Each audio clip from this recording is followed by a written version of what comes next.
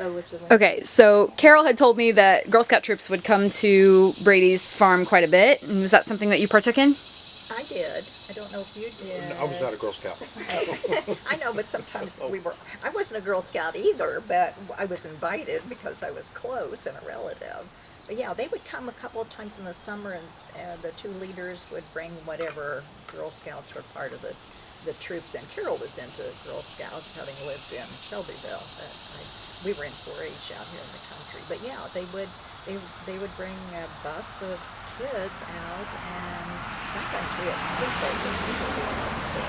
Occasionally we'd have a sleepover, and we'd take a sleeping bag, and yeah, that was always fun. We had projects. I can remember making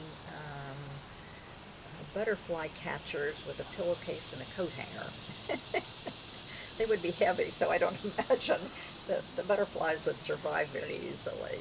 And we would go back to the woods where the creek was, and there would be prints of animals, maybe raccoons, I don't know. And so we would make plaster casts of those. We'd mix up the plaster and pour them, and then when they were dry, we'd take them out. And yeah, we learned a lot. That was very interesting. I don't have any idea whatever happened to the plaster cast, but it was interesting to see that process. Yeah, it was fun. David, go ahead. I want to ask how you felt when the woods was opened in 2016 to the public.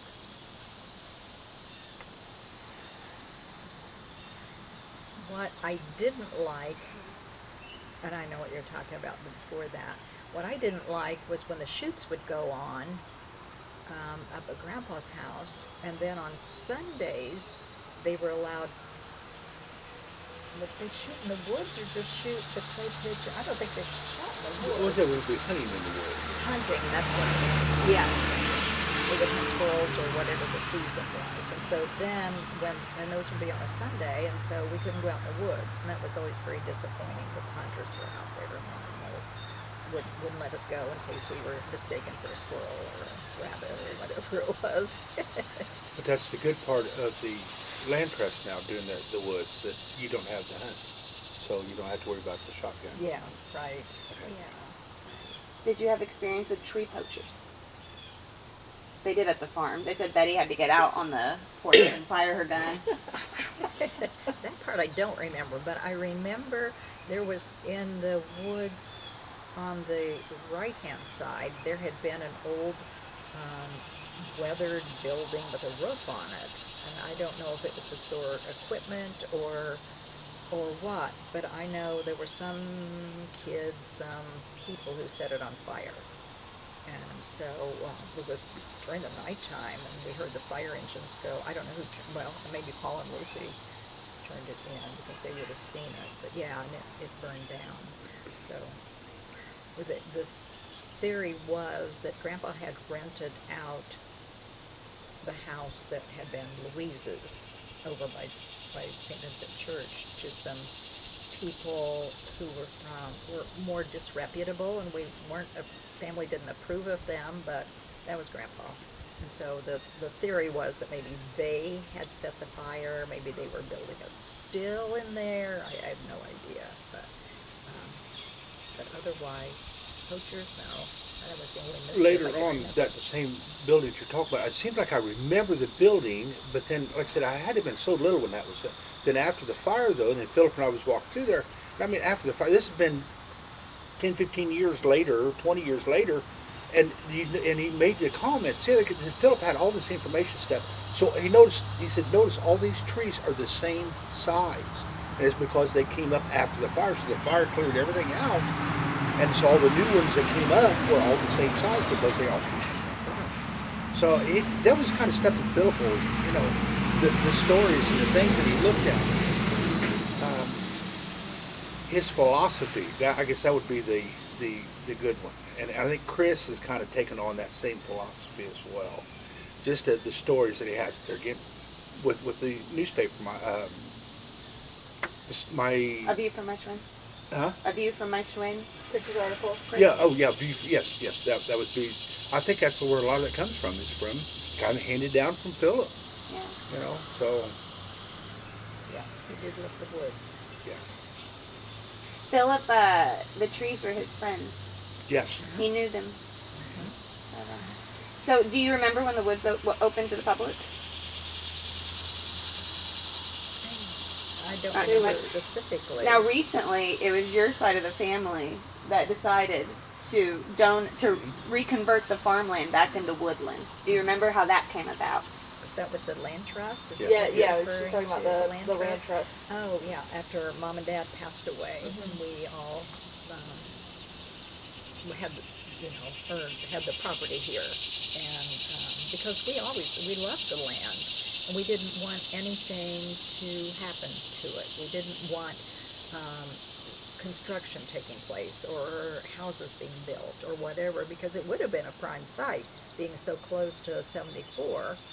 But we found out about the Central Indiana Land Trust, and so we had them come in, or we talked to them. There were a lot of meetings back and forth, and actually Mana was a big part in getting all that established. So when we chose to sell it to them, we were all thrilled. We were just absolutely thrilled, because we knew the property would be preserved and nothing else would ever be built on it. Right. Yes, and so, we planted,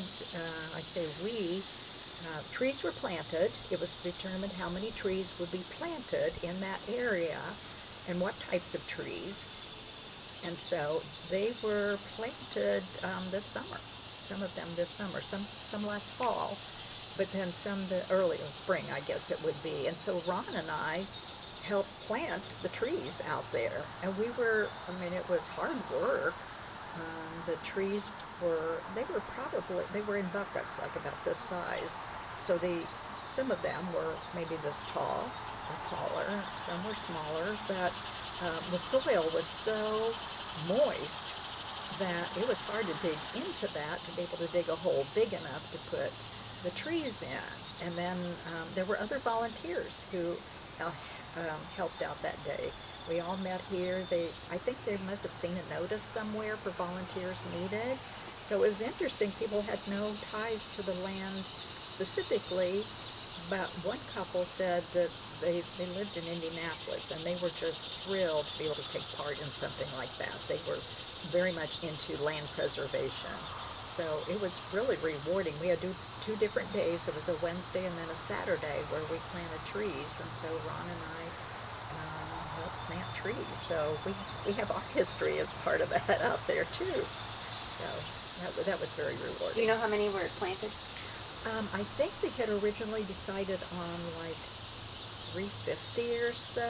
I don't remember the exact number, but and then they would come out after that, the two guys that were in charge of it, and would water the trees. And I don't know if they still come out. Maybe with all the rain we had, that different times it's been enough. But I wanted to go. Ron and I both, because Ron lives like 2 miles from here, I wanted to go and walk through that area to see how well the trees had survived, and we will when it's not so hot in here. But yeah, that was very rewarding to have a big part in seeing those trees established.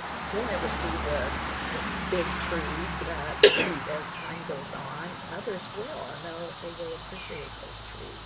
It's kind of nice to know that what we have done will help protect Grandpa's woods. Yes, right, yes. Yeah. Because we all love it, and we love the land, and we love being part of it. It's just a very exciting part of history. Yeah. Of course.